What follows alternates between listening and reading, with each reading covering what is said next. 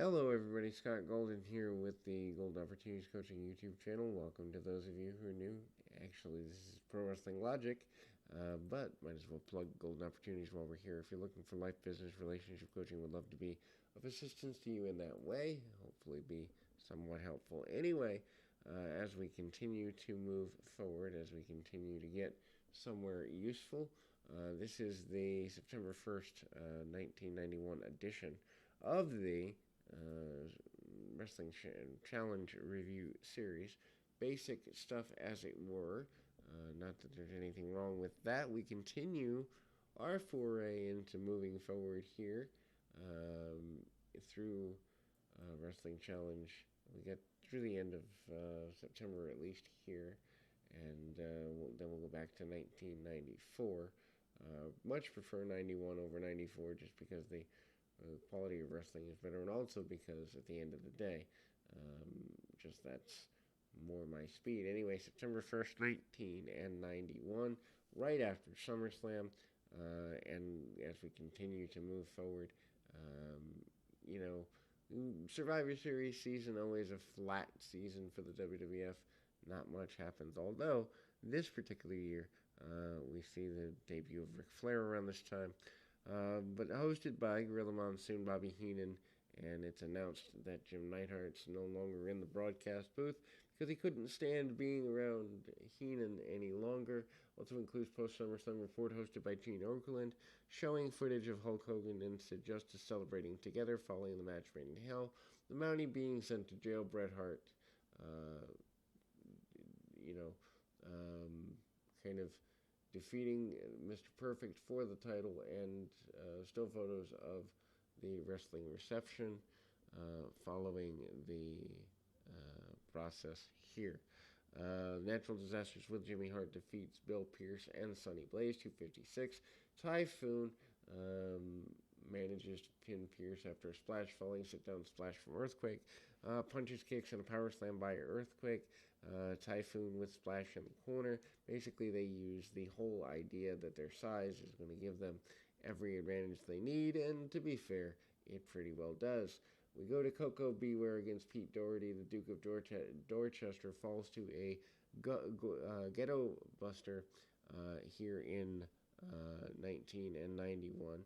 Koko still has life left in his career at the time. Koko still has also amazing drop kicks for his time period and his skill level. So, pretty cool thing there as we kind of go forward. And, Koko, some deep arm drags, basic maneuvers along the way. Koko continues to be a major force in the WWF till sometime in 1993-94 when he leaves. But I didn't have that much time. Doherty manages to go right after Koko. Koko, some headbutts and the like. And we go back to plugging house shows. Sean Mooney obviously trying to get people to hype up for Skinner. Skinner is new to the WWF. Of course, Skinner is Steve Keirn, the Barbarian, also doing a promo on his own, talking about going after Bret Hart for the Intercontinental title and other basic maneuvers. IRS talking about wanting more of Greg Valentine, and also managing to get everyone's taxes handled. Mr. Perfect in probably his last enhancement match, facing off against Mark Thomas. Mr. Perfect punch, kick, and gets a roll up. By this point, though, he is very injured. I think this match took place right before his foray into things. Power and Glory, never quite the same. Basically, going to face off against the Bushwhackers around the circuit. British Bulldog managing to go after Skinner and others. Then we go to the Legion of Doom. Hacksaw Duggan facing off against Enhancement Talent in a very basic match, pulling the guy by the ponytail. The guy in question is none other than Enhancement Talent, who happens to be Jim Duggan, defeating Derek Wenlock. 206, hits a running clothesline, uses his ponytail, also throws him to the outside, comes back in with a body slam, and Duggan in control. Jimmy Snuka faces Paul Perez, 237, knee drop falling slingshot suplex. Slingshot suplex probably just spares Snuka's knees at the time. Snuka not in the best of physical condition here in 1991, having come back and maybe having some drug issues as well.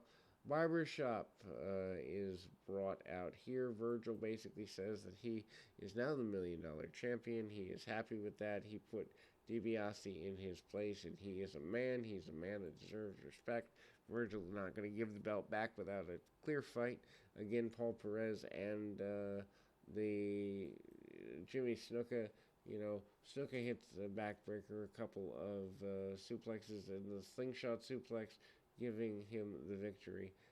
Then we go to Mr. Fuji presenting the Berserker here in 1991. Berserker, of course, John Nord coming off his AWA run.